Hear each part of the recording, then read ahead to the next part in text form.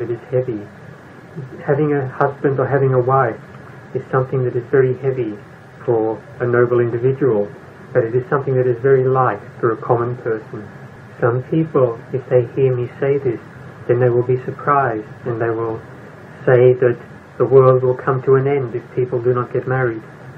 It is somebody that doesn't have panya, somebody that is foolish, the common person who thinks that the world will be lost, the world will come to an end.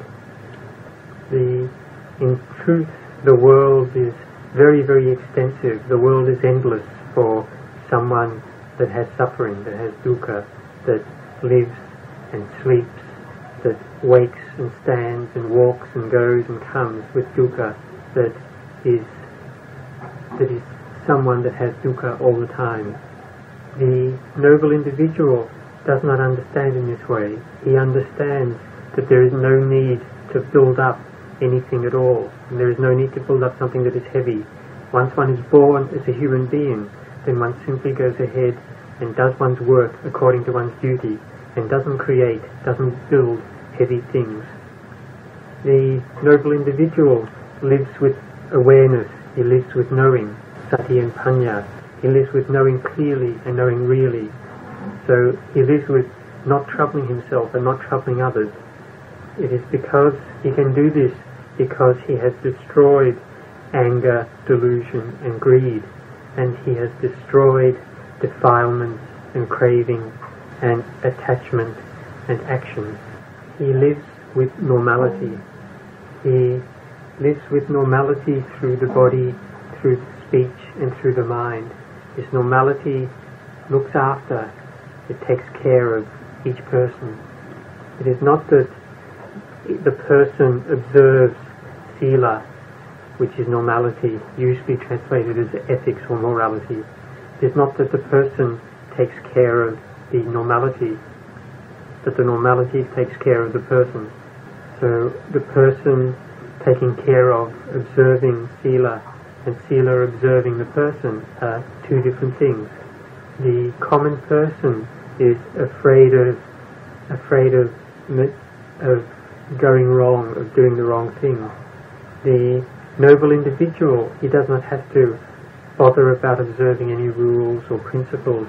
He simply takes care of normality through the body, normality through speech, and normality through the mind, and therefore he is normal.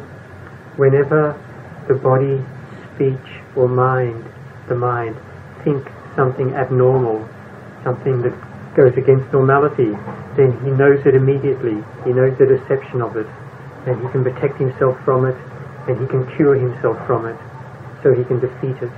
The one that knows has taught that to conquer, to defeat others 100 or 1,000 times has no fruit, it has no use at all. But to conquer or defeat oneself just one time does have fruit, it does have a use.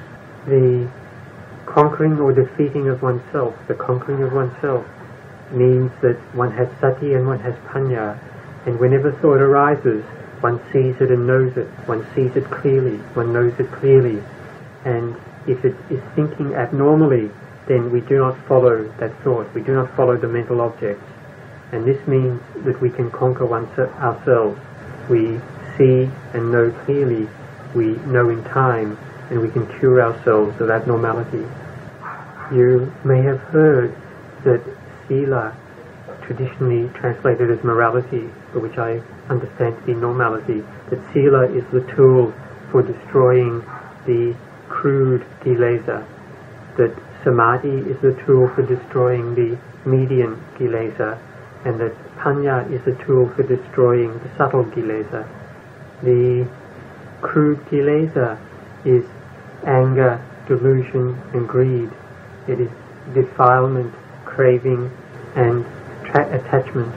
Someone that has freed themselves from anger, delusion and greed, from defilement, craving and attachment, that person is someone that has sila, that has real ethics or has normality, and that person can make themselves to be a noble individual, the real venerable person in the mind.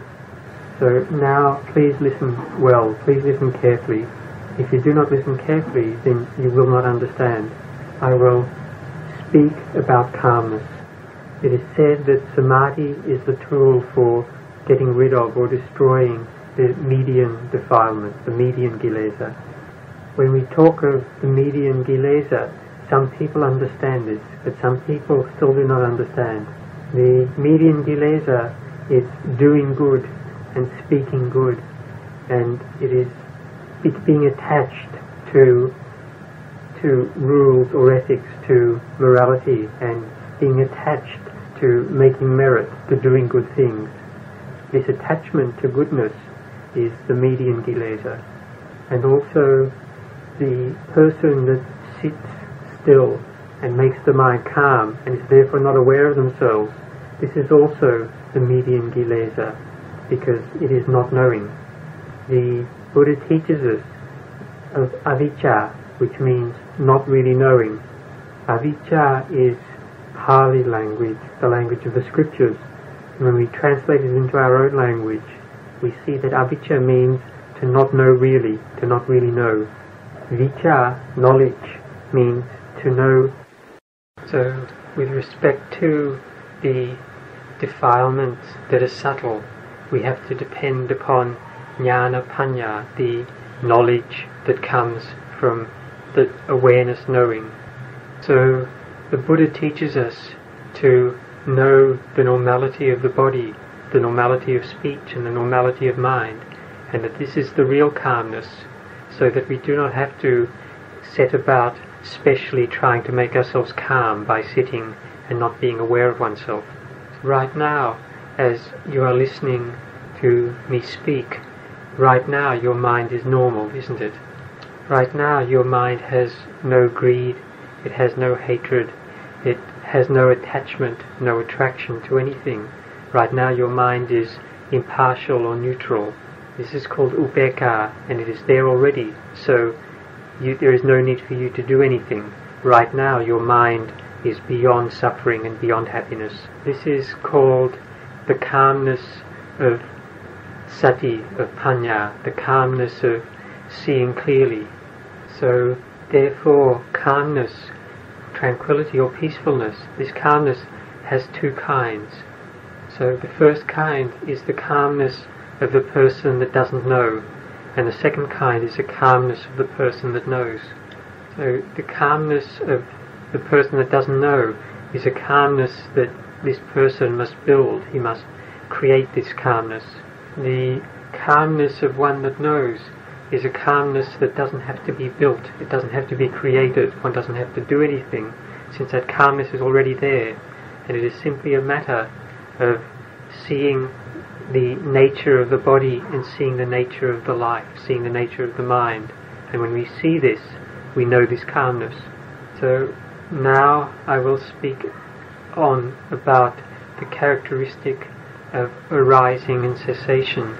The one that knows teaches that if a human being has been born and lived for 100 years and has as yet not clearly known and clearly seen the characteristic of arising and cessation, his life has no use at all. His life has no meaning, no point, and he lives and sleeps, eats and goes and comes with suffering. Whereas a person that has been born for only one day, lived for only one day, if he sees and knows the characteristic of arising and cessation, then his life has point, his life has meaning, his life has a use, much, much more than the person that has lived for 100 years. So, to extend this example, we speak about those that have ordained, even though some people who are ordained may be dissatisfied when they hear this. The person that has ordained as a monk for 100 years, 100 wet seasons, if he does not know the characteristic of arising and cessation, then his life is useless. This means that it cannot be used, it has no point. This uselessness of the life means that this person has no awareness and no knowledge. So if that person is a man, is called a gentleman. If